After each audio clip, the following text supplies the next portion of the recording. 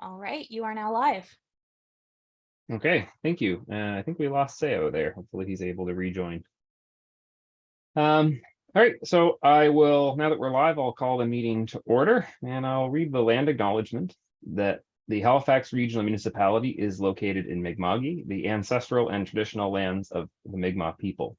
The municipality acknowledges the peace and friendship treaties signed in this territory and recognizes that we are all treaty people. Thank you very much, everybody, for attending tonight. I think it's very important that we have as many people here as possible. We do have an elections right off the top. But before we get to that, if we could all introduce ourselves, making sure that your microphone is off mute and we can see you to see who we're talking to while you do that. I am David Foster. I am the vice chair of the committee, and I'll hand it off to Rebecca Parker, who does not appear to be here. Okay. I don't think she is here now. Okay, and then handing it off to Mimi O'Handley.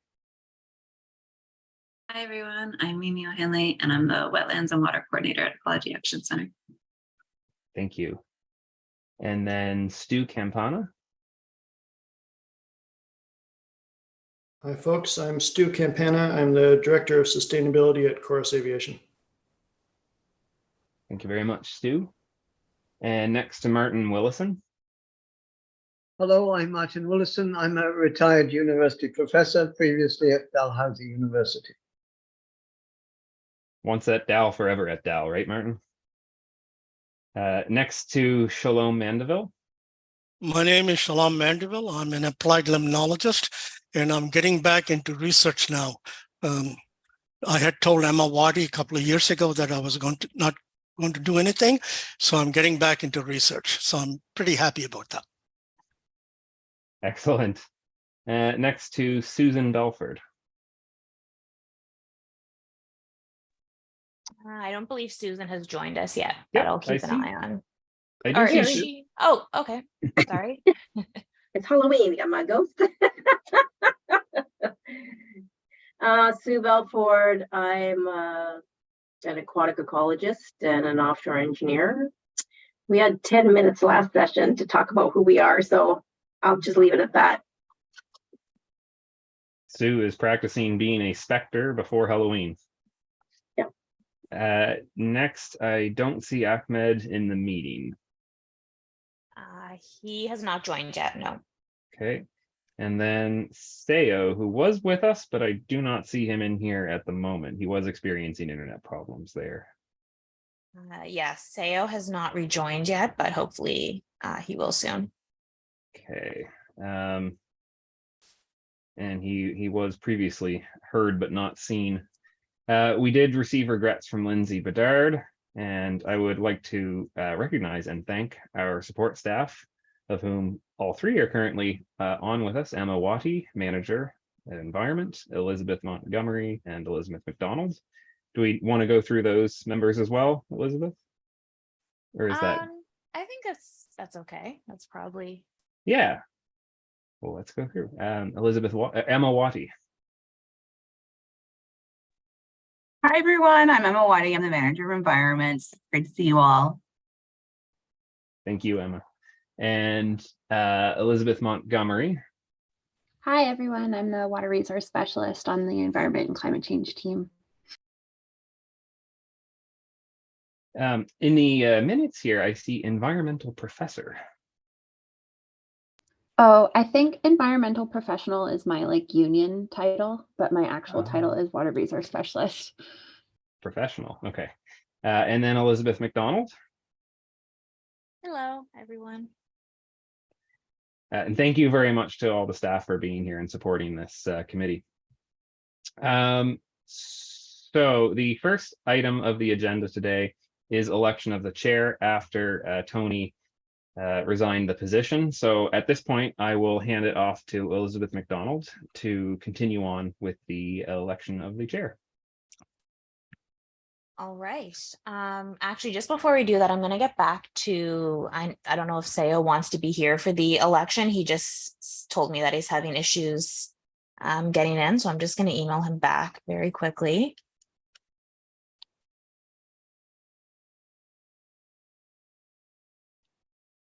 And then we will start the election.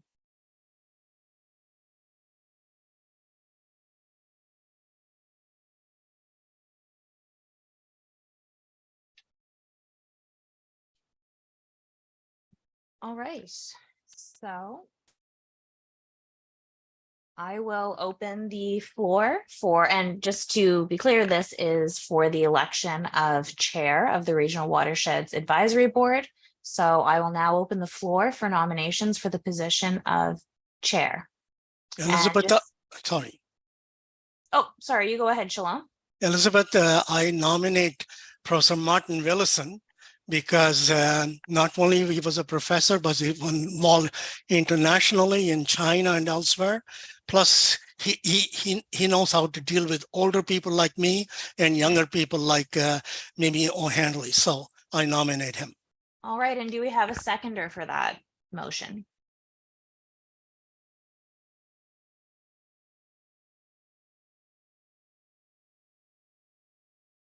No second. Mimi? You'll second that? Okay. Is it appropriate for me to comment at this point? So you can either accept the nomination or you can also choose to not accept the nomination. I'd like to hear who else is nominated before making a decision, if I may. Okay, that's fine. Are there any more nominations? Reminder, you can self-nominate or you can nominate someone else. Well, if no one else has any nominations, I will put myself in the running. I had a couple years at the right hand of Tony, and I'd like to have the chance to share what I've learned. Okay, do I have a seconder for David Foster? I'm happy to second David's name. Okay. Are there any more nominations for the position of chair? Are there any more nominations for the position of chair? And I will call once more for nominations for the position of chair. Seeing as there are none, nominations will cease. Martin, would you like to accept the nomination? I think I would prefer to not accept the nomination, in part because of my age and also because I feel that I have done jobs such as this in the past, and I think that it's better if a younger person does this, someone who has a longer future. Okay, in that case, since we just have the one candidate, we will now we'll need a motion on the floor to be moved that David Foster be appointed chair of the Regional Watersheds Advisory Board. Can I have a mover for that? Yes, I move that. Shalom Mandeville here. Okay, and can I have a seconder for that? I'll second that. That is Stu, seconded by Stu.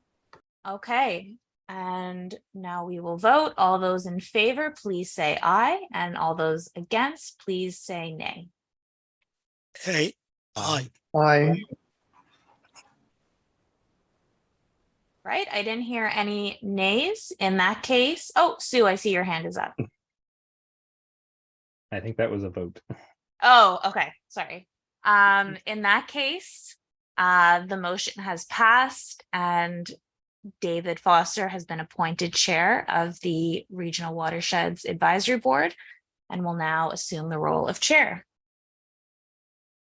In that case, I also did prepare for item 1.2, which would be election of vice chair, since our former vice chair is now chair.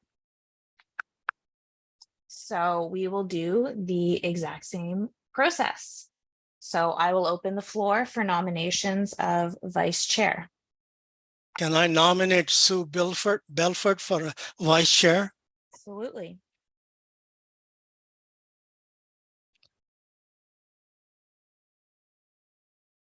Could I have a seconder for that? I will second the nomination.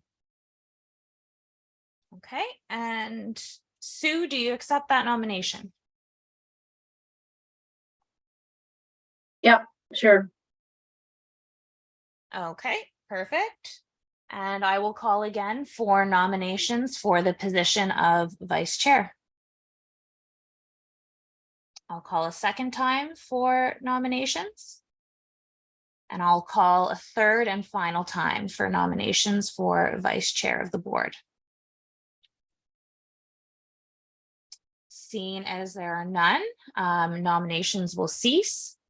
And since we just have the one nominee, we will move on to the motion that Sue Belford be appointed vice chair of the Regional Watersheds Advisory Board. I will need a mover and a seconder for that motion. I move. Okay, moved by Shalom. And can I have a seconder for that? David? Second, yep. Perfect. So I will now put the motion on the floor that Sue be appointed vice chair of the Regional Watersheds Advisory Board. I will ask all those in favor to say aye and all those against to say nay. Aye. Aye. Aye. All right, that motion passes.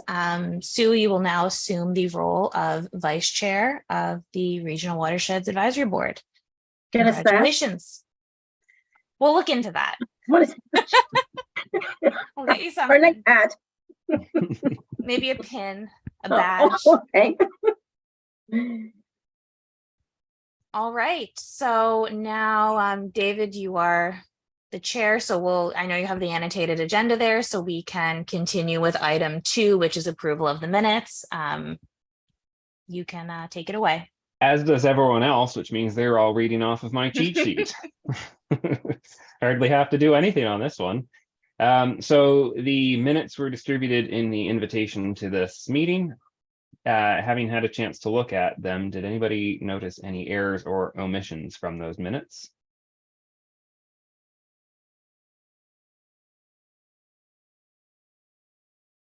Okay, so hearing no errors or omissions, can I have a motion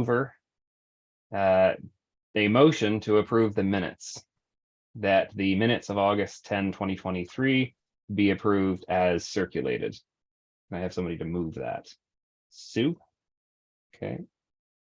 And a seconder? Mimi? All right. So then I will call the question. All those in favor that the minutes of August 10, 2023 be approved as circulated, say aye. All those opposed, nay. Right. Aye. Aye. Seeing none opposed, the motion carries as presented. Okay. Next, we move to the approval of the order of business and approval of additions and deletions. Are there any additions or deletions, Elizabeth? There are no additions or deletions from the clerk's office. Okay, then I will call for a motion to approve the order of business. And call the question. All those in favor. We need a mover and a seconder for that as well. Can I have a mover? Can I have somebody move this motion? I move. And a seconder?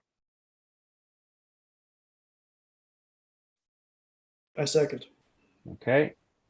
So calling the question, approval of the order of business, and there are no additions and deletions. All those in favor say aye. All those opposed say nay. Aye. Aye. Okay, so hearing none in opposition, the motion carries as presented. Welcome back, Sayo. Thank you. Moving on, there is no business arising out of the minutes.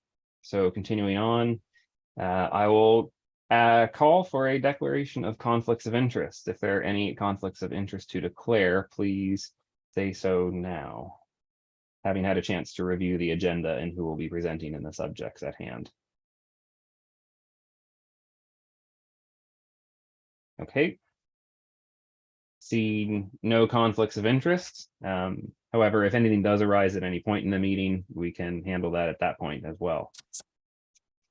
There is no deferred business, and so we'll move on to correspondence, petitions, and delegations. Was there any correspondence received? No correspondence has been received by the clerk's office. Okay, any petitions? No petitions. And are there any presentations There under are no that heading? presentations. Okay.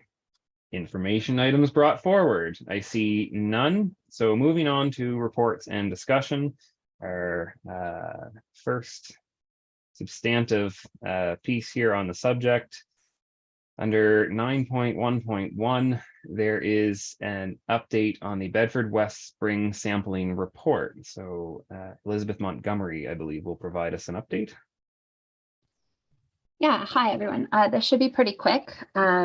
We did our spring sampling under the Bedford West Water Quality Monitoring Program this year in June. Normally it takes place in May, but with the way that the consultant's scheduling went, by the time they had scheduled a sampling date, part of the sample study area was a part of the evacuation zone for the wildfires that we had. So that's why it was a little bit late this year.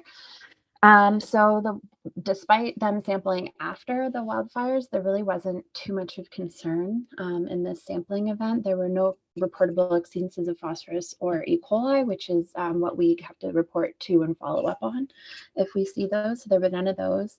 The only real exceedance of note was aluminum, and that is consistently high. We suspect that that may just be background levels in the water,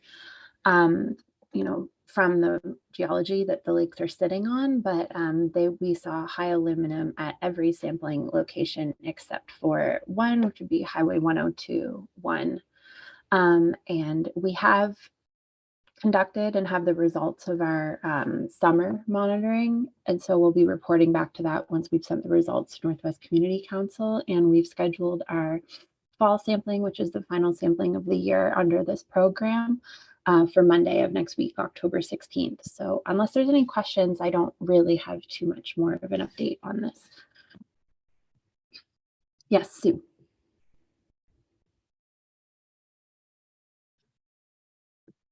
Yeah, I had a couple questions on the report with respect to aluminum. There's a note that it was likely due to elevated suspended solids, which to the contrary, it was like less than 5, which is the detection limit. So that's not a plausible reason. I'm thinking, are these people, the people taking the samples actually in the lake on a boat, or are they taking it from shore? It's one of the samples. Go ahead. So in most cases, they're taking the samples from shore, but the deeps, like the Kearney Lake, I believe it's Kearney Lake 1 sample point, is accessed by a boat. Okay, because I'm thinking what's happening is they're intaking sediment from the shoreline, and the analysis is total aluminum, so that's dissolving and if there's any particles, it's not filtered water. So if you're getting sediment in your water sample from not appropriate sampling, you would be picking up high aluminum. Yes, our water's of high aluminum, but the pH is getting to a point where you shouldn't see that much aluminum. Aluminum doesn't occur free. It's not dissolved. It's hydrophobic. So I kind of circle around maybe and caretaking when they're doing sampling. That's great feedback. We can definitely provide that to the consultant. We've had we've just like in general been working with them on improving their field methods and their reporting. So I will pass along that note, Sue. Thank you. Yeah. Sorry. Also, I did read the Bedford Watershed Planning Strategy and one of the policies anyhow, and it was interesting that policy BW3 of the Bedford West planning strategy requires a water quality monitoring program for the Paper Mill Lake watershed to track eutrophication process. I would hope not. I think the goal is not to go to eutrophication. Yes. Maybe wording we be more. Yes, we absolutely. We can't change the policy now, like with these development agreements. We have to get the approval of every single resident whose property is subject to the development agreement, as I understand it. So, but noted, and we'll do better with the language in the future. Yeah, because there's also falls on eutrophication is the process of nutrient enrichment in lakes. This process can happen naturally to the accumulation of biological material. There's a bit of confusion with it's a century-long process called senescing of lakes, where lakes will eventually turn into like bogs and disappear, but that's centuries of accumulation. So I don't think when you say we're tracking the eutrophication process and followed by the definition, how somebody wrote what eutrophication is. Again, you can't change language. It just needs to be, someone's got to understand what words mean. Yeah, and I think in practice it has been, we track and report phosphorus, and what it's meant by it is phosphorus enrichment from development for sure. Yeah. Thank you though. One more question about the fecal coliform. What is that a source of? We see high coliform often at around Kearney Lake Beach in particular. We think it's wildfowl. We haven't done microbial source tracking, but just looking at what the sources are and having spoken to Halifax Water about like identifying cross connections in the area, we think it's birds. Yeah. Maybe a rethink of that. I've actually sampled Sullivan's Pond, which is nothing but ducks, and never came up with anything. Yeah, we find like at the beach, for example, because the sample point Kearney Lake 1 isn't very far from Kearney Lake Beach, and we find like this year in particular there was a significant increase in the bird population there, and a significant increase of visual observations of bird poop on the beach, and the days that was observed, especially after a rainstorm, we did tend to observe like brief elevations in the fecal coliform concentration, but again, we haven't done microbial source tracking in this area. Yeah. And just one more question. The map didn't show where sample location LEU is located. Yeah, we can update the map, but I can circulate that updated map. Okay, that's enough for me. Thank you, Sue. I believe that Shalom was next in the order of questions. Thank you, Mr. Chair. Just a simple question I have, Elizabeth Montgomery. I know it's somewhat related. I know you are planning to use floating wetlands in Kearney Lake. Is that going ahead? If not, when would it be going ahead? I can't speak to it right now. The staff member who was leading that project has moved on, and that position has not been filled yet. So it is on hiatus right now, and we're looking at like what the best treatment option like for our goals is in that area right now. So it's not happening, but it's just slowed down currently. Yeah, I just mentioned in passing that we recommended those in some of the significant lakes way back around year 2000 to the planning strategy, the original planning strategy, which had hundreds of meetings. Maybe I'm exaggerating, but 30 or 40 meetings. Thank you. Thank you. I think Sao.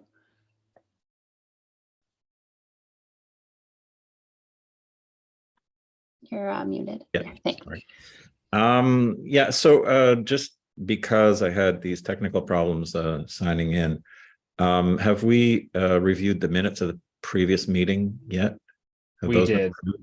That's unfortunate because I had some comments. Probably nothing can be done about that, except to maybe flag for the future. So I as well, the language about this process happening naturally through the accumulation of biological material, definitely, Sue's comment about comparing a centuries process where all lakes eventually become eutrophic. Yes, of course. But comparing that to what's happening suddenly is really, I think, misleading. And also, I would add to that, so we talk about, can happen naturally through the accumulation. We talk about chemical fertilizers and through, quote, land disturbances through the development process. I've made this comment before in this very committee. It is not the development process that is most important. It is the permanent alteration of the watershed, and it is the fate of whatever the stormwater and sewage water and natural water systems. It is the overall impact, and that is an enduring impact that happens every year after development. So to say it's a process of development, okay, so they can put up their sort of, gates that you see during development, during development, and that'll help from soil going in, but that's not where it ends, and that's not even the biggest problem. The biggest problem is hardening of surfaces. I don't know how many times I've said that. And my comment on the minutes would have been that no more is said about the discussion than staff offered clarifications. Minutes 9.1.1. Montgomery and Waddy responded to questions of clarification from the board. Emma Waddy responded to questions of clarification from the board. Well, what questions? What was the board concerned about? How was that addressed?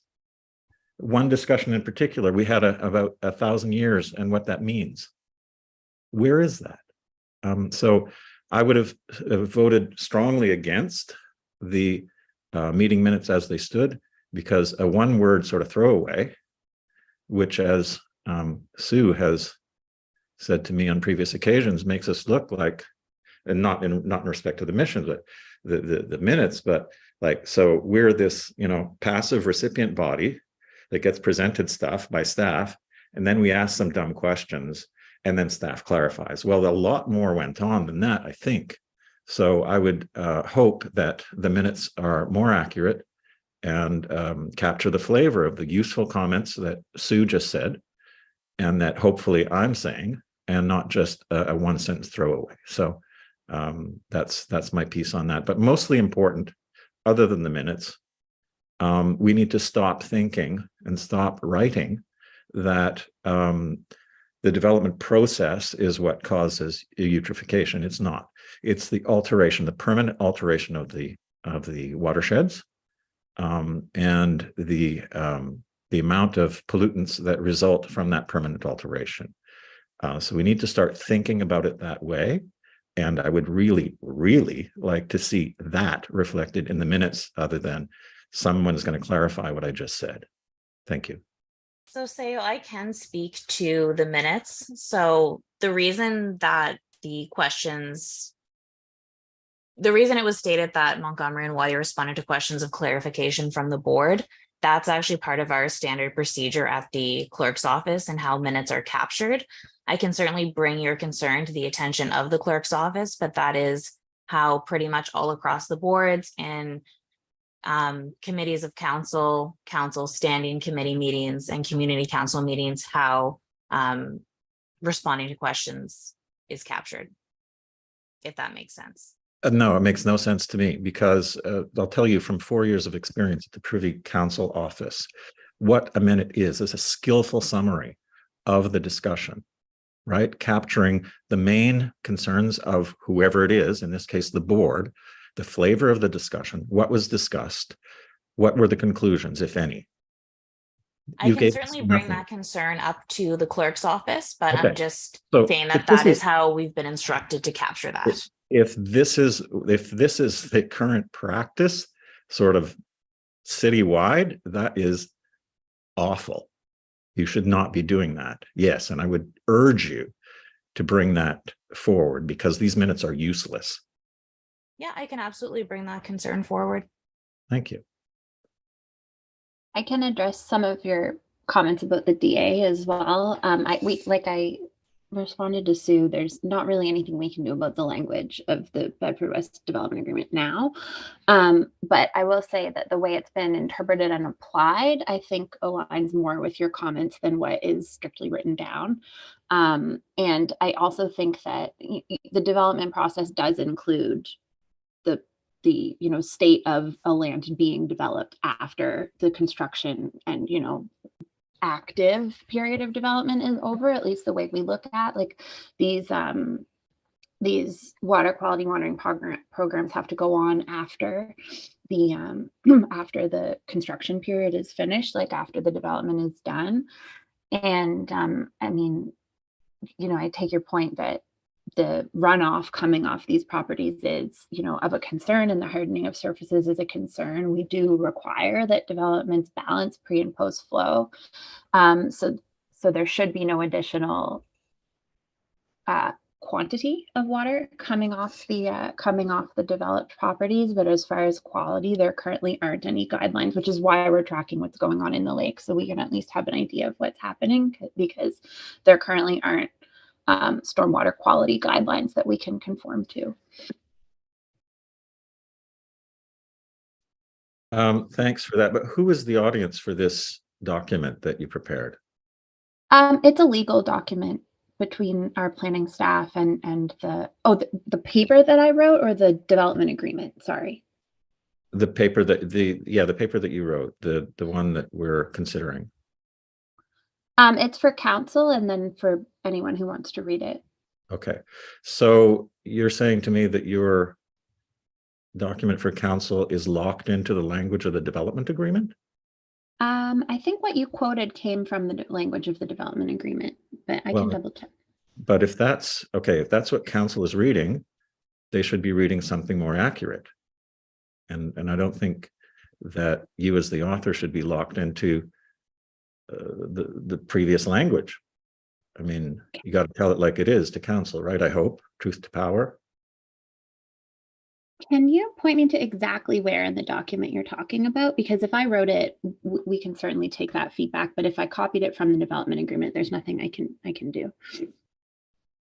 If you copied it, there's nothing you can do? If I copied it from the development agreement, I mean. Well, there was something you could have done at the time, right? You could have chosen not to copy it. Say, which section are you referring to? I think. Yeah, where in the paper? Sorry. Oh, okay.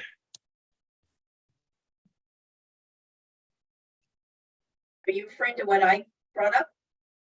Yeah, the one. That's page 2 of the policy BW-3, if that's still relevant, of the Bedford Water. Oh, perfect. Thank you. Planning strategy. We were both quoting from the same paragraph. Yeah. And I think I've got page 135 and 136 of the Bedford. Need my acronyms BMPS. Oh, yes. Okay. I see what you mean. Yeah, I mean, that is my language. I can make an attempt to clarify. I think I didn't read everything. Do you want me to do a good read through? Cold eye review? No, that's okay. Yeah, Okay. I'll take your note. I'll take your note, and we can, I can make an attempt at changing the language. Yeah, so I'm not suggesting that you change language in an existing document, though it's unfortunate that that language went ahead if it's going to council, because it doesn't give them an accurate picture of the impacts of development, which happen mostly after the development. And also the way that the impacts are characterized is very weak and very sort of hands-off, right? We talk about, what is it? Yeah, we talk about corresponding changes in appearance. Okay, so what? I mean, green slime, maybe, yeah, we could talk about what those changes are. Functional uses, okay, well, what are those? Like maybe swimming, fishing? How many beach closures do you have a year? Ecosystem health, okay, I'll leave that alone. Amenity values, yeah, okay, so property values, really. The impacts are really downplayed in my view. And we should tell, if we think there's a serious problem, and I certainly do, we should tell council that there's a serious problem and that they should take it seriously. Yeah, thank you. We'll take your comments into consideration. So for sure, really, thank you. Thank you. Stu, did you have a question?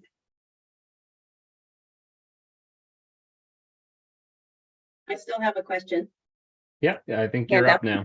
Yeah. Just quickly, Elizabeth, is there an opportunity for the consultant to add to the report what the original total phosphorus levels are? So there's a comparison, like we know it's 0.8, it's creeping up. Like, is that always been 0.8 from the very beginning? Or so we can see the delta change, right? I'm not sure that would be the role of the consultant, but I can certainly consider adding that to future reports myself. Like this project's been underway since 2009 and it hasn't been the same consultant the whole time. So they don't necessarily have all that data. But yeah, I can take that into consideration in future reports. And there's data, Shalom knows, way before that. I used to do the sampling there. So yeah, you can, somewhere in the bowels of the city reports, there's an original pre-development, there was no Bedford anything, Bedford West, Bedford South. So just one comment on the quality of the report. If you notice, you go down to the field records, they're illegible. So bad on QA/QC there. So we'll take that note back to the consultant. Okay, now I'm done.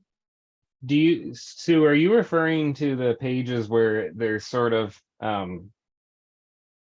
kind of random typewritten text, like the? Well, yeah, I was trying to look at some of the parameters.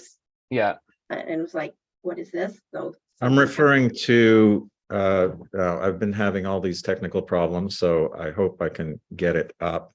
But I'm referring, there's a document that reports on, okay, we got this testing done, right? And then there's a front piece. There's a couple of pages of explainers and context. It's in that context.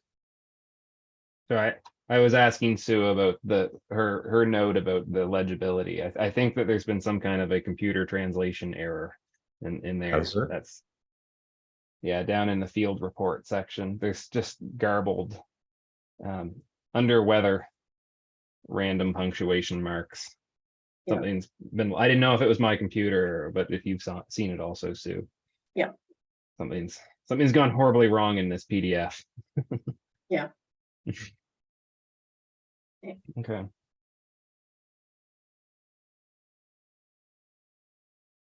Okay. Are there any other questions for Elizabeth about the report, about the presentation, otherwise?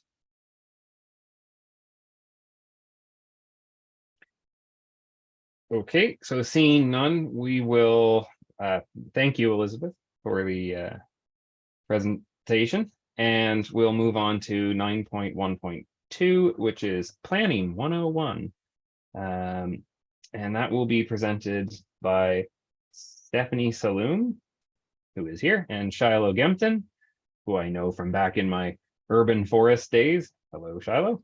And they will take it from here. Sorry, I just realized I was on mute. I am going to share the presentation for them. Okay. So just hold on one moment there.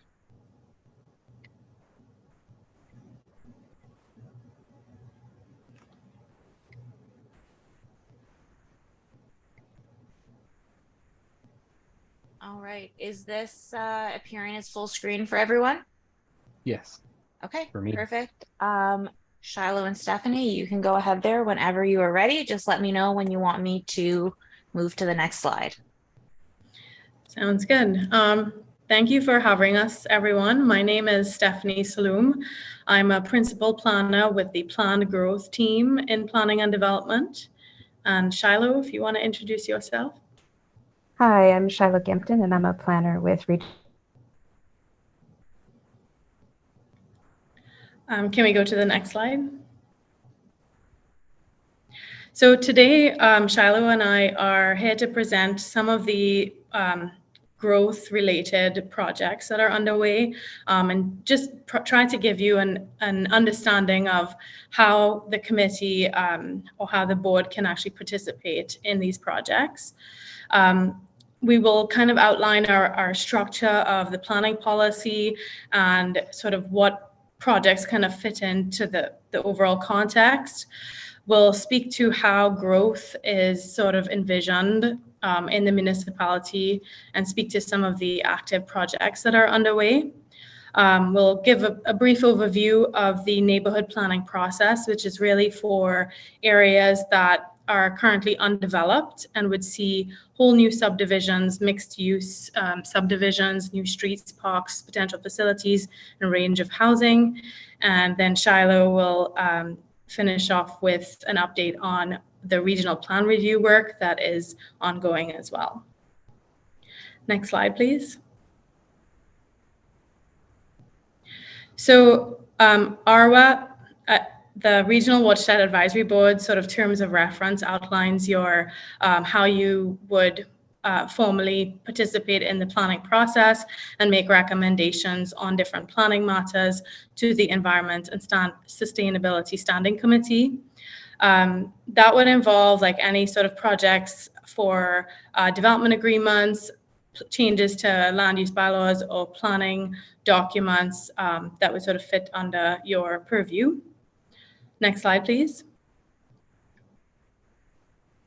But last year, the province brought forward Bill 137. That bill essentially suspends referral of planning decisions to all advisory committees for 3 years. So that would include this board. So what that means is we wouldn't formally come to the board as part of the process for you to make a formal recommendation as part of the process. Next slide, please. But you can still participate in the process like any member of the public. So in all of these sort of projects that we go through for changes in our planning policy, we do try to develop robust engagement strategies that provide a range of opportunities for the public to participate and get informed on what is happening. So this committee would be eligible or could participate in the same way that any other member of the public would participate in a planning process. And there'd be a range of opportunities through reviewing websites. We share information on our websites. There are normally lots of surveys available. You can provide feedback directly to the planner that is leading the file or managing the project. There will be public meetings and open houses potentially, or pop-ups that we would facilitate. And the other way is also to provide correspondence directly to council. You could do that as an individual or as a group as well. Next slide, please. So a bit about our policy structure. So HRM has a sort of hierarchy of planning documents. We have an overarching regional plan that really outlines our priorities for investment, housing, environmental protection, transportation and mobility, different types of services that could be water and wastewater facilities, culture and heritage, and climate change. And the regional plan pretty much sets out where, when, and how future growth should occur across the municipality. Then sort of the next level below the region, the municipality is sort of divided into different communities, and each of these communities have their own local level plan. And it has more specific direction that aligns with the general regional plan direction, but it will specify different types of land uses and tools in which we can use to actually allow growth or development to occur in the area. And then each community plan has its own land use bylaw that aligns with the policy direction in the plan. It includes regulations for land uses, lot sizes, building design, density, and site layout, for example. If somebody wanted to apply for a permit to build a house, for example, we would go to the land use bylaw for the regulations or to see if they meet the requirements for a permit. if somebody wanted to build something that was not permitted through a permitting process immediately under land use bylaw, we would go to those higher level documents to see if there were any opportunities to consider their request. And their request can come forward through changes to their zoning, for example, or a development agreement. And those policies or the eligibility for us to look at that option would live under the community plan level or the regional plan. Next slide, please. So the regional plan outlines objectives for how we should grow over the timeframe of the regional plan. So the objectives laid out include providing diverse housing opportunities that serve the various needs of our diverse community, to support housing affordability, encourage the development of complete communities, which are really communities where people can live, work, and get their sort of day-to-day services within a walkable and within a walkable distance or easily accessible distance. Provide sufficient supply of employment lands. So that includes monitoring demands for expansions, potential expansions to our business parks or new business parks, and also to modernize our planning policy.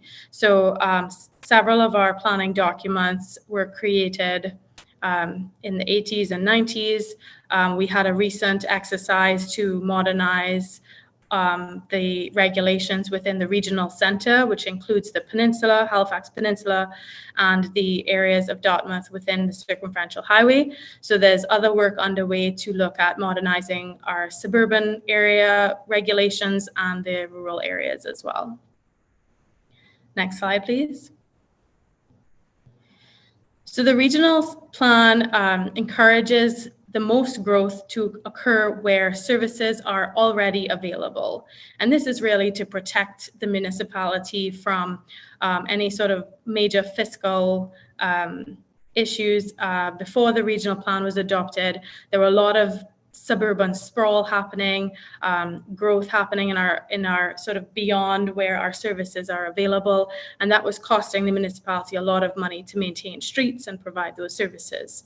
So through the regional plan that was originally adopted in 2006, and we have an updated one from 2014, and now Shiloh's team is working on another update. We have sort of refocused where growth should occur. The highest densities we're seeing in the regional center, or the most growth is allocated sort of for the regional center.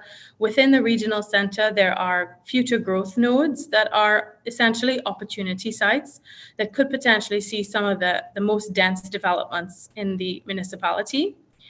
And then there's sort of also an allocation for areas within the suburban area. So that includes areas that are within the urban service boundary. So areas serviced by central water and wastewater services.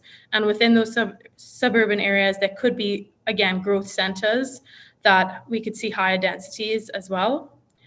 And then there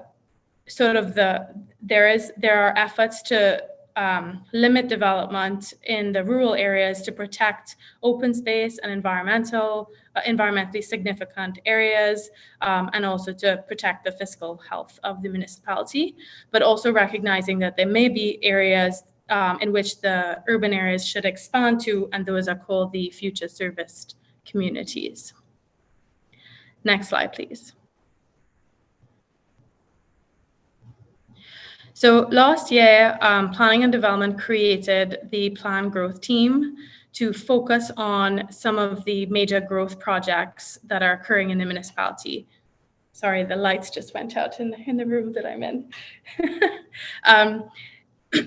These areas are highlighted under the regional plan for potential growth as either future growth nodes within the regional center, urban growth centers outside of the regional center, but within the suburban areas, future service communities, business park expansions, and other HRM-led strategic projects.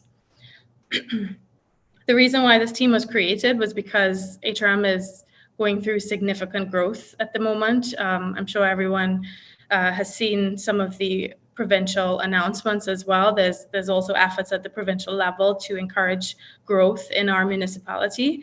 So there's a lot of active growth projects going on at the moment. Next slide, please. So the next series of slides just highlights some of these different areas that are targeted for growth. So all the colored areas shown on these maps have different sort of planning designations or classifications on how much development can happen where. The dark blue sites are areas where we could see some of the highest densities within the regional center. Next slide, please. So we do have a couple of these areas have been approved for development, and we also have master planning or planning process underway for a couple others, the West End Mall and M District, which is the Micmac Mall site. But we anticipate there could be proposals for the other future growth nodes as well. Next slide, please. So potential areas, growth areas outside of the regional center are the gray dots shown on this plan. So these areas are currently serviced with central water and wastewater. They could also include areas that are just on the periphery of that, on the periphery of the service area, but basically the regional plan says we could consider an expansion as well. Next slide, please. So we do have master planning underway for a couple of these sites. We have Dartmouth Crossing, Bedford West, and Paper Mill Lake area, which is sort of an extension to the Paper Mill Lake, existing Paper Mill Lake development that is there right now. Next slide, please. And then we also have some work underway. There's a study right now, HRM, the province gave HRM $2.3 million to undertake a future service community study, which is basically looking at the green areas highlighted on the map here, showing these areas are on that periphery of the service boundary. And we're looking at potential opportunities and constraints for development, background information on environmental and cultural significance, impacts to the transportation network, and also implications on the water and wastewater systems as well. So these studies would sort of inform any future planning that could occur in these areas. Next slide, please. So the future service community study that's underway, we're looking at 4 locations. There's the Sandy Lake study area, Highway 102 West Corridor, Highway 7 and Eastern Passage, which some people recognize also as a Morris Lake expansion area. The future service community study, Stantec has been the successful consultant for that work. There's 4 components to that study. We're looking at a watershed analysis, transportation and mobility analysis, water and wastewater capacity analysis, and land suitability analysis. And the idea is that the outcome of this study would have recommendations on if development can be supported in these areas and what the potential impacts could be to the municipality and environment and general public. Next slide, please. We also have 2 active projects for potential business park expansions. So we're looking at the Burnside Phase 14 expansion, and there's also the Ragged Lake Business Park expansion as well. Next slide, please. So neighborhood planning, also referred to as comprehensive planning, master planning, and secondary planning. It's essentially a comprehensive process that we would go through to develop new policies and regulations to guide future development. So this approach is really looking at the various needs and impacts on the public, stakeholders, that includes landowners, the fiscal health of the municipality and the environment. Next slide, please. And I will say, like, all of our growth projects follow this same process. We're doing a master planning process or comprehensive approach for all of our growth projects. So this approach is looking at the interests or the proposals from all the landowners that would be subject to the project. There's a series of technical background studies that would be required, looking at land suitability, potential impacts on the environment, transportation, and other sort of impacts to infrastructure. We look at our existing policies and priorities. So HRM has a series of priorities plans, as well as the work that Shiloh is doing with updates to the regional plan as well. All of that is considered in the work through the process. And also we try to do a robust public engagement program to really understand the community's perspective on things and to try and see how the concerns of community can be negotiated through the process. We conduct a detailed review involving several different agencies within HRM, as well as external agencies at the provincial levels, including, and also the school board, for example, Halifax Water as well. And through that detailed review, the outcome is new area-specific policies and regulations and a master conceptual plan for the area. And these plans and policies require approval from Regional Council or the Minister and the Minister of Municipal Housing and Affairs. But there are some areas that have been designated by the province that would go directly to the Minister for approval. Next slide, please. So I'll hand that off to Shiloh. Thanks, Stephanie. So I'm just going to give a really brief overview of the regional plan review. As you can see on the slide there, we have 5 phases. The first 3 phases are complete now. So it began with initiation in 2020, and we moved through themes and directions and research in the first 2 phases.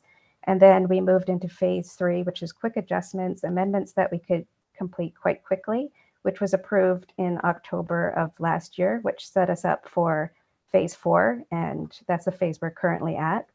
We're right in the middle of that phase with the release of the draft regional plan, which was made public in June. We're engaging with the public until the end of October, and then we'll be returning to council. We'll have a what we heard report with that, as well as the final draft plan and a full amendments package that's anticipated for early next year. Phase 5 will be looking towards future growth areas and studying where the municipality should grow in the future. And that will begin once we've wrapped up phase 4. Next slide, please. So we are overhauling our chapter on the environment and climate change. That's the chapter that it's most relevant. And since our last review in 2014, there's been a lot of work that's been done. Council has approved new priority plans, including the Halifax Green Network Plan and Halifax, and that needs to be integrated into the regional plan. The Urban Forest Management Plan is currently under review and being updated as well. And as a result, the chapter on environment needs to refresh to reflect our most current goals and thoughts on environmental protection. We're updating policy to reflect this work and also creating new policy to push these goals further.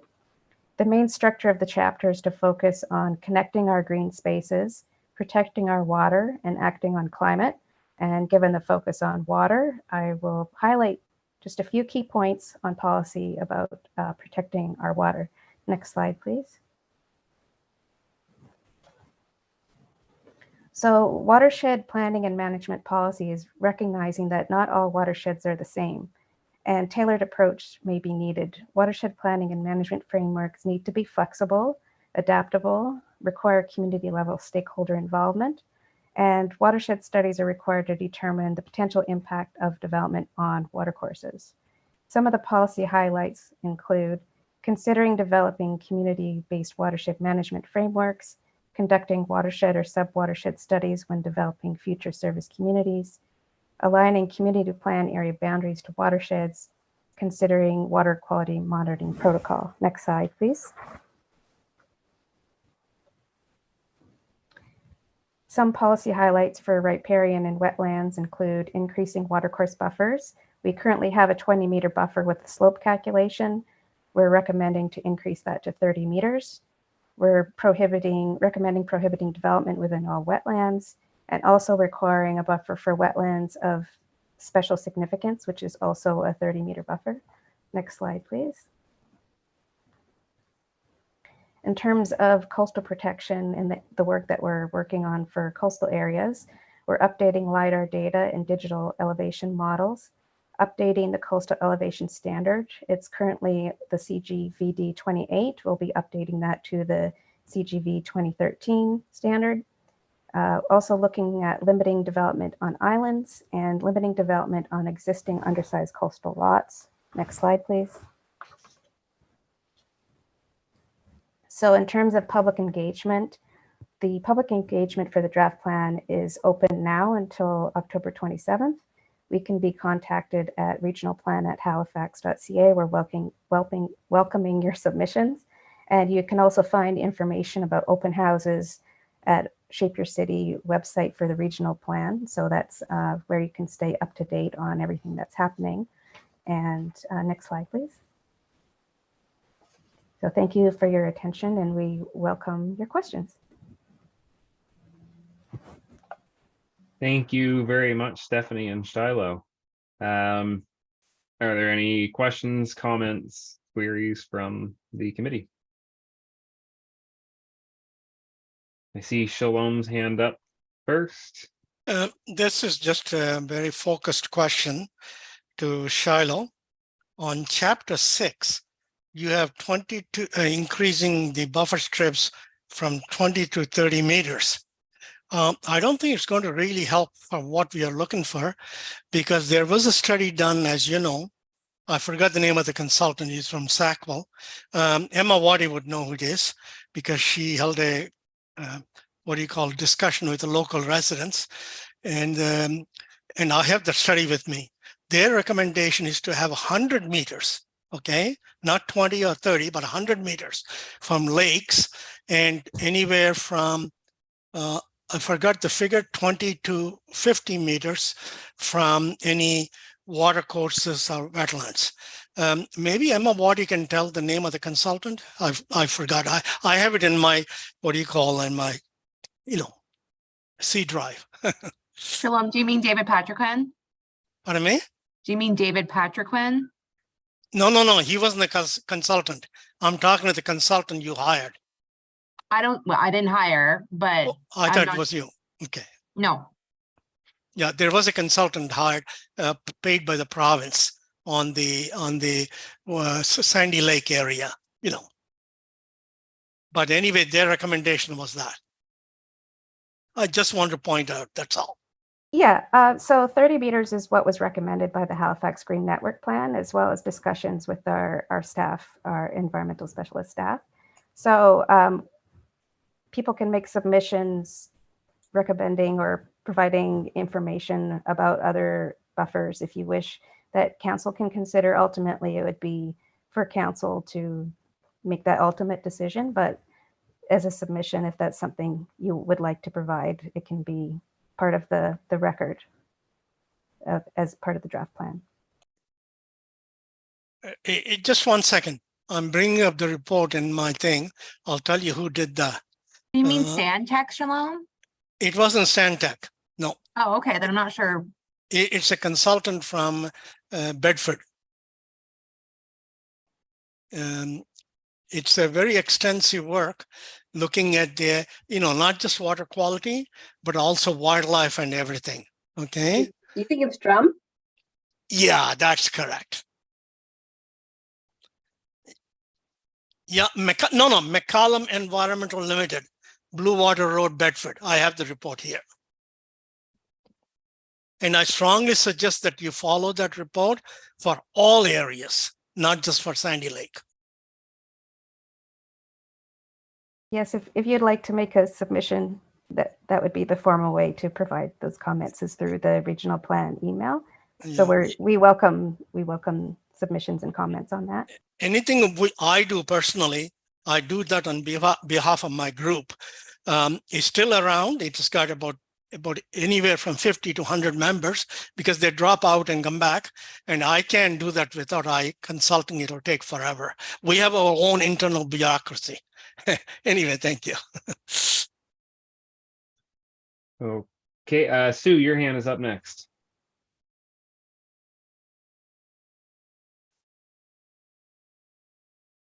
You're on Muted. mute.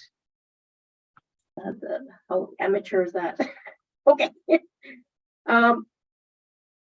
Many of you have been on this board for a couple of years, several years. Have you been issued the regional municipal planning strategies and secondary plan strategies, as well as the bylaws that which we are to be advising on? Yes, no? No. Okay, so there's a concern I have. I did get a copy, thank you, Elizabeth, of getting me the draft, which I guess I've got a week or so to review that. I have reviewed the regional municipal planning strategy. Didn't get it through all the bylaws, but I think those are important tools. That's our guidance, and we should be educating ourselves in that, I would think. Just putting that out there. But based on the presentation, are we now toothless because they don't want, HRM doesn't want our advice for the next 3 years? Am I interpreting that correct? I wouldn't say that it's sorry, Stephanie. No, it's okay. You go ahead. I wouldn't say that it's not that we don't want your advice. It's that the province overseeded our authority to ask for advice from the Regional Watershed Advisory Board. As Stephanie mentioned, there was a bill passed. So it's not that it's just like, they kind of took that power away. And I don't know, Stephanie, if you can add on to that or not.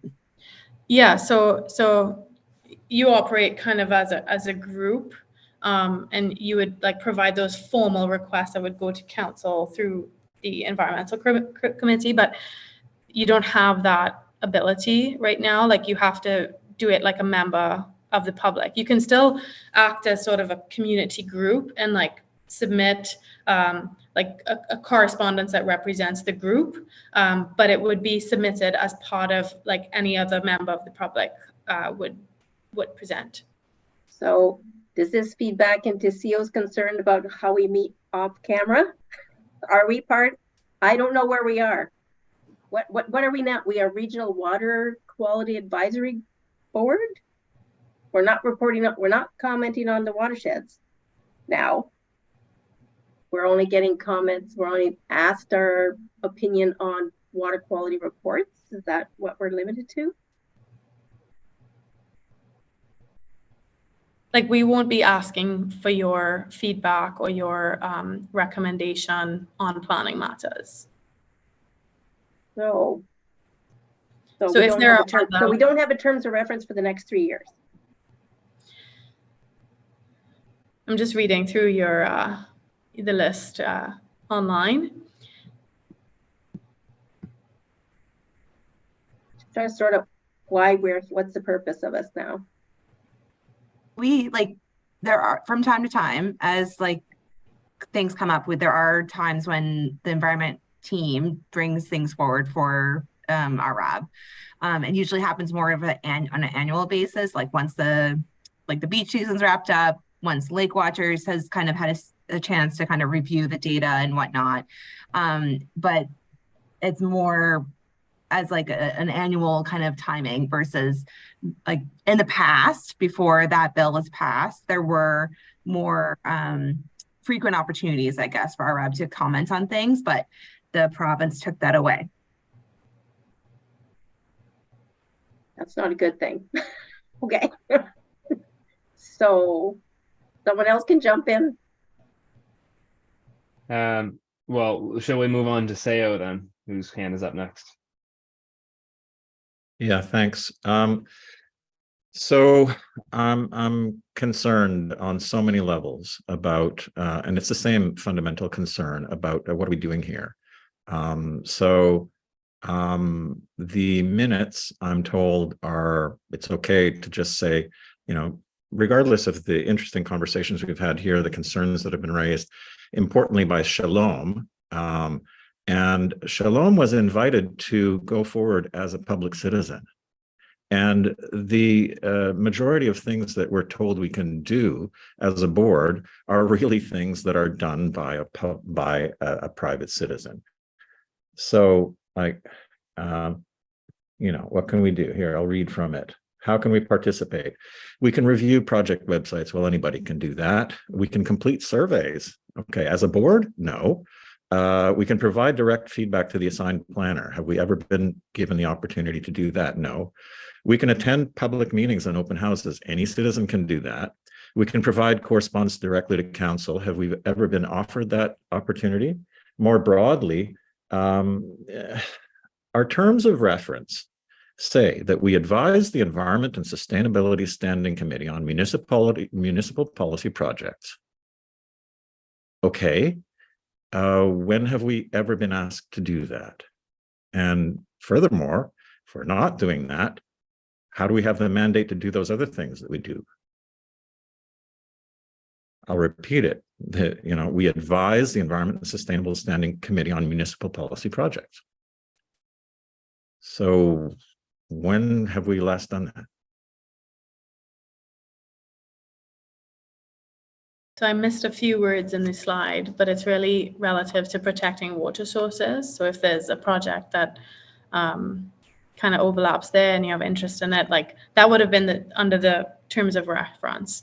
But that bill essentially suspends that rule. So the only way that the group can participate is like any member of the public. And so we wouldn't be inviting you to provide correspondence to council. We're just saying that you have that opportunity like any member of the public would. Right. So there's nothing special about belonging to this board.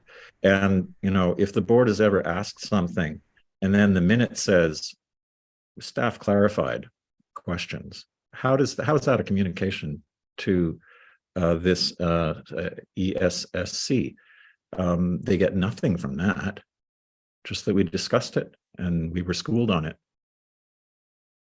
There is very serious problems with this board. And if as I was told by Elizabeth, that's like the standard operating procedure. You just say, well, they discussed it. They got some clarification. You're getting no value from all of this brain stuff that you have invited to be volunteers. Look at the brain power on this committee, and you're wasting it.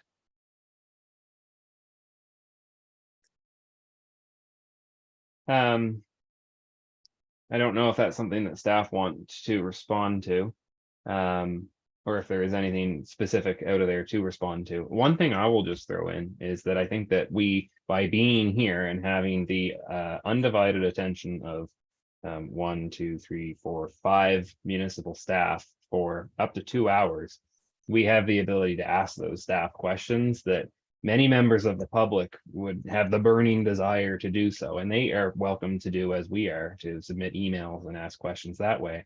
But we have a very unique opportunity here with a two-way dialogue for 2 hours up to every month, possibly, to ask those questions and get those responses. And perhaps you can correct me, Elizabeth, if I'm wrong, but regardless of the depth of the minutes, I believe every one of these meetings is recorded as well as live streamed, is it not? Yeah. So if there's a piece of the record that needs to be replayed, it can literally be replayed on YouTube. So I'll just throw those pieces in there. Yeah, all of that I recognize, but it's us having this privileged access. And as an oversight board, I would think that we're there to provide advice and say, okay, is this good enough? Is this not good enough? What are the policies? What are the programs? Are they working? That sort of high level stuff, which has nothing to do with commenting on any specific development projects. But we're not doing that. And when I propose that we discuss, well, does HRM need a blue-green algae action plan? It was rejected for unknown reasons. Can we talk about anything that has sort of significant impacts and have that skillfully summarize, because I'm sure you don't want to send the counselors to YouTube. Why don't you go watch the last 6 YouTube, 2-hour presentations and sit through that and try to still, not be bored to death. That's why you need those skillful summaries, so you can put something forward and others can maybe assemble that and say, okay, here's what was discussed. Here were the main concerns of the board. Here's where they think we're doing okay. Here's where they think, improvements are needed. Here's where they think it's provincial. And here's where that's tying our hands. But nothing like that. No useful product. Like, no reporter is going to go to YouTube and spend 2 hours or 6 hours or 8 hours of their life trying to extract something interesting or meaningful from that. We need the skillful summaries, and we need them to go somewhere. Thank you for that, Seo. Let's move on to Martin. Do you have any questions, comments? Yes, I do. And thank you for the discussion we've heard up till now, because I found it very illuminating and useful. I think I probably should direct this to Shiloh, but who gave the presentation in this particular respect, but it might be to either of you. I was interested to see Ragged Lake as a potential site for future development. It's not new, of course, that this idea is out there. But with respect to impacts on watersheds, the Ragged Lake development will impact Long Lake because it lies within the Long Lake watershed. Long Lake is a provincial park. So therefore, the province is the landowner that will receive the major immediate impact from the Ragged Lake development.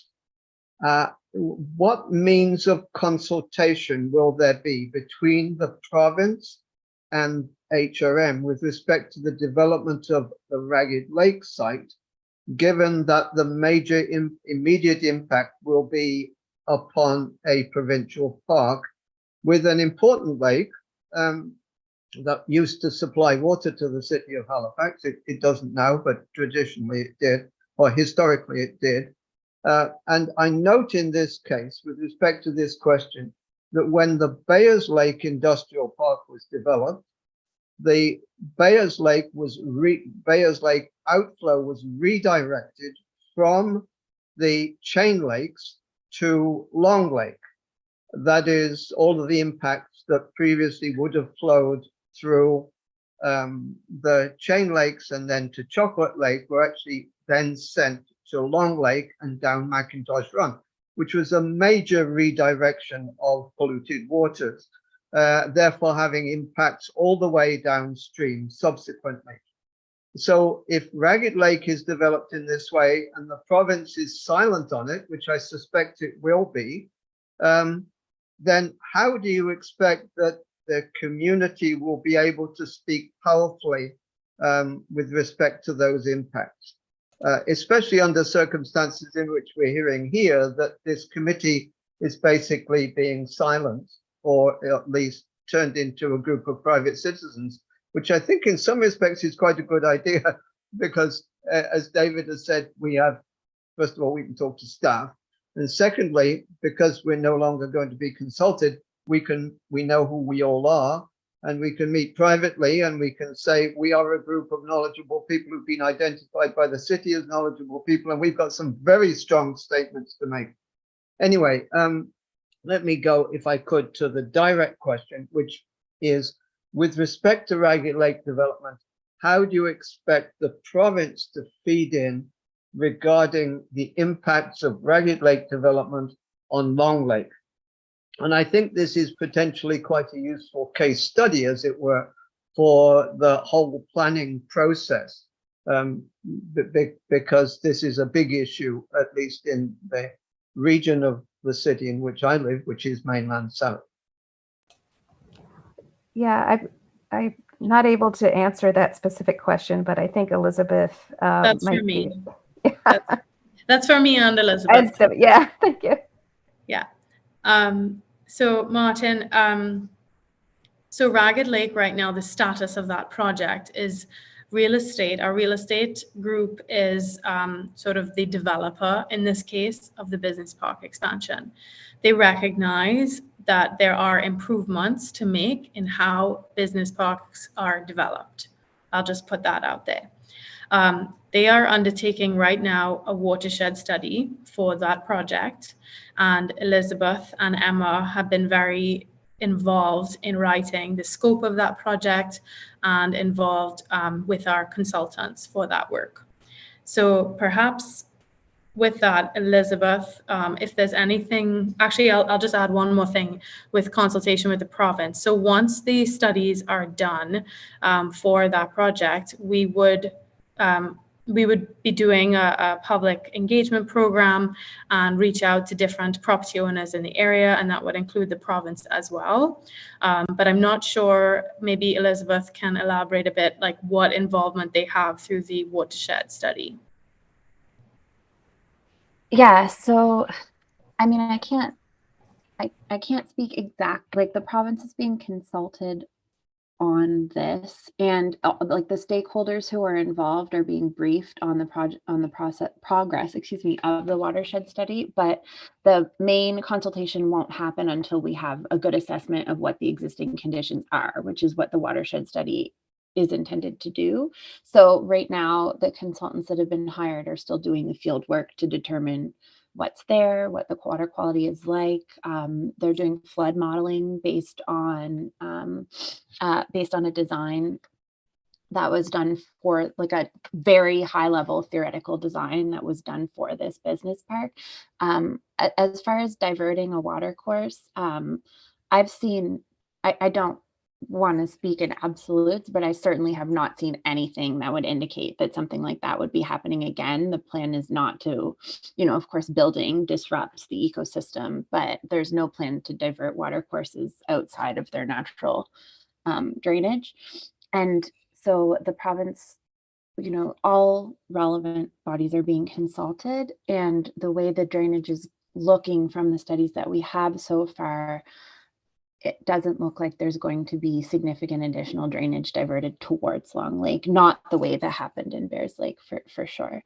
And I would second Stephanie's statement that the design, the folks working on the design of the Ragged Lake Business Park are mindful of the environmental impacts more so than they have been perhaps historically. But right now we're not really in the consultation phase. We're still doing background studies. Okay, thank you very much, Elizabeth. That's useful. I'm the secretary, by the way, of the Long Lake Provincial Park Association, and we as an association have a management agreement with the province for a part of Long Lake Provincial Park, but there's been no indication whatsoever of any consultation with us on this matter.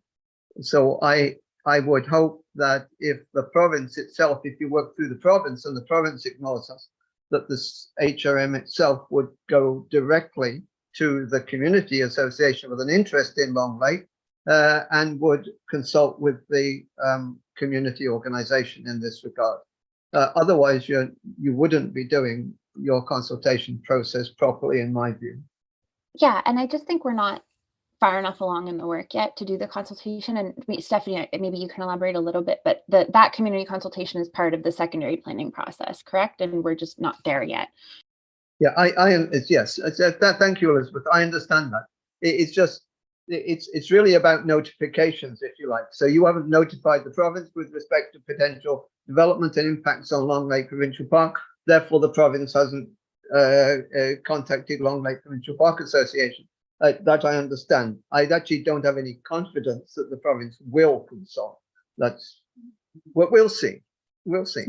Martin, I've taken note of that. So when we get to our engagement stage, I'll make sure that we reach out to the group. Super. Thank you so much, Stephanie. I greatly appreciate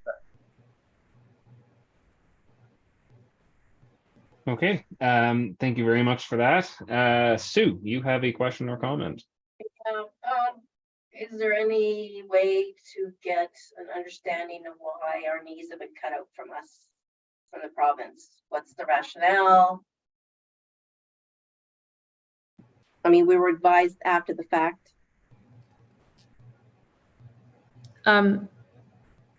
The short answer is the province has their priority is bringing housing on fast. So this is not the only change that has happened to our planning processes to expedite the approval of housing. So we don't always get an explanation, the details on why these decisions are being made. But the overall intent from the province is to accelerate the development of housing. Thank you for confirming my suspicions. They're fast tracking it, don't want us to interfere. Therefore, to meet the high level environmental protection objectives are not going to be met. They're not being met now. They haven't been met for decades. I suspect it's going to be an ongoing problem, and they don't want interference from the people that know. And Very this is sad. why, sorry. Yeah. I guess this is why we want to share with you that you can still provide feedback. Like we recognize there are lots of professionals in our communities that are very well versed on these matters. So you can absolutely still provide feedback, and staff does consider, like, the process that we're following is the same process sort of generally in terms of technical review. And we do try to consider all feedback from the public in our processes. So we do encourage you to submit your feedback through to the planner or as an individual or a group. It just doesn't make sense. If they don't want to hear us from us, they're not going to want to take any comments from the public here, you know, but due course. It's just a tick in a box. We're going to do stakeholders, but process continues on regardless of what we say or can't say, or as a member of the public wants to say. So it's this consultation is with a very small c, and it's probably not going to be done effectively or take what experts have to say in the community with any seriousness. It's unfortunate, but I can see what's going to happen. Okay, thank you very much. We'll move on to Seo. Questions, comments? Yeah, thanks. So a couple of things. One, the city doesn't want any comments from this board on anything related to development. We're told that we can send an email or whatever the mechanism is, of our own comments. How is the city going to distinguish between someone with Sue's or Shalom's or Martin's expertise from John Q. Public who just thinks, whatever they think, or has had the unfortunate reality of reading publications by the province about blue-green algae, for example, and been misinformed.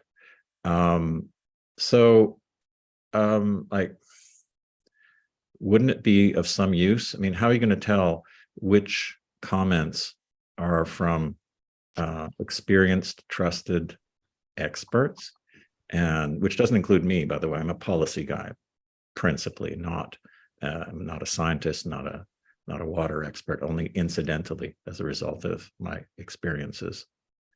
How will you judge? How will you weight these different ones so if you're hearing from a Sue or a Shalom or a Martin? It seems that Elizabeth may have an answer. I don't know that I have an answer, but I have a comment. I mean, we are involved as well in commenting on these developments, and when I hope that my team has some professional judgment as well to assess the comments that are coming in. I think there's some level of professional knowledge internally as well. And so when comments come in, we often get feedback from planners like, what do you think about this? What is reasonable here? Does this make sense? What do you think about it? And so we do try to work together with planners to assess the sorts of comments that are coming in, think about what's reasonable, think about what makes good scientific sense. And so there is some level, even you know, and also the comments are not always anonymous. So there's that as well. But, you know, we are able with some level of scrutiny to judge which comments are coming from a place of like scientific justification that we can make when we're looking to move these policy decisions or these developments forward, agreements forward, and which may be less so, if that helps. So, yeah. And if I can add my own commentary, there's a lot of power in, you know, a signature block it's got lots of initials and abbreviations in it. So, you know, it's coming back to, I think it was Elizabeth's comment earlier about organizing offline as a private group of citizens, which we all are, and putting together a note to the process, whichever planning process that is, whatever the email for that particular one is, or to clerks, and organizing in that manner. Can I just add one more thing to Absolutely. Celia's comment? So I just want to clarify, it's not that HRM does not want to hear from the committee. We have been told by the province that we cannot come to your committee for recommendation. We do want to hear from you. We do want to hear from the public generally on concerns relative to planning issues. So I hope you feel like you will be heard through the process. It's just unfortunately not through the official sort of terms of reference that you are familiar with. Thank you for that clarification, Stephanie. Can we move on then? Shalom, you have a question or comment? Yeah, just one question on comment. Should I send the email to Elizabeth, Montgomery, or Emma Waddy regarding the study which was done in Sandy Lake? It clearly shows 50 and 100 meters, and it also went to council, and the council approved it. I can't give you the date of the council, but I can send you the report. So who should I send it to have the maximum benefit? Maybe to Emma, because she's the boss. You could send it to Elizabeth or I, but I think if it's like, now that we know which consulting firm, I think we do have a copy of that study. We have So it. yeah, so thank you for pointing that out and reminding us of it. Shalom. Yeah, and then the second thing is also a quick thing. I'm looking at as I told Sue, I went through the minutes and everything and video for 10 years. There was no video before, but in minutes, in March 10, 2022, I just want to read a paragraph because this was aware to the board members then. Mr. Kasia Tota, Principal Planner, Regional Planning, responded to questions of clarification from the board. It was noted that the board's terms of reference outlines the advice the Environment Sustainable Standing Committee, who in turn reports to Halifax Regional Council. ESSC does not review planning applications. Presently, planning and development staff bring matters to the board to receive their perspective and insight to assist in policy development. It was noted that changing the board's mandate would require further discussion and consideration. It was actually pushed for maybe the present chair and the previous vice chair might remember those discussions. Sorry, I'm swallowing my words. They were initiated by Dr. Tony Blowen. I know that. Mm-hmm. Do you remember that? Kasia Tota, he's a senior planner. If you're asking me, I do remember conversations along those lines. Yeah. Yeah. But it stopped with that. I think that answers the question of my colleagues there, that this board did try to expand the terms, but it just seems to have died, just disappeared. Thank you, Mr. Chairman. Okay. Yeah, I do remember those conversations, but we serve at the pleasure of the municipality. Let me just refer here. I don't see any other hands up. Are there any questions, comments especially from anybody we haven't heard from? Maybe they'd like to respond to that presentation from Stephanie and Shiloh. Okay. Seeing no further hands up, then we will conclude 9 on the agenda. Thank you very much to all the staff who've presented tonight. It was very enlightening, and the discussion very useful, I think, in understanding where things are in the municipality, and of course the committees or the board's place within that. There are no added items according to the agenda, so we move to the penultimate piece, which is the date of the next meeting, which is down as December 14th, 2023. Is that correct, Elizabeth? That is correct. Okay. Okay. So I don't think we need to do anything about that except to announce and remind people, keep that date open, same time, same place. And with that, I will seek somebody to move for adjournment of the meeting. Sue, thank you very much. And that concludes the meeting. Thank you very much, everybody, for attending, taking your evening. And I look forward to chatting formally with you all next on December 14th.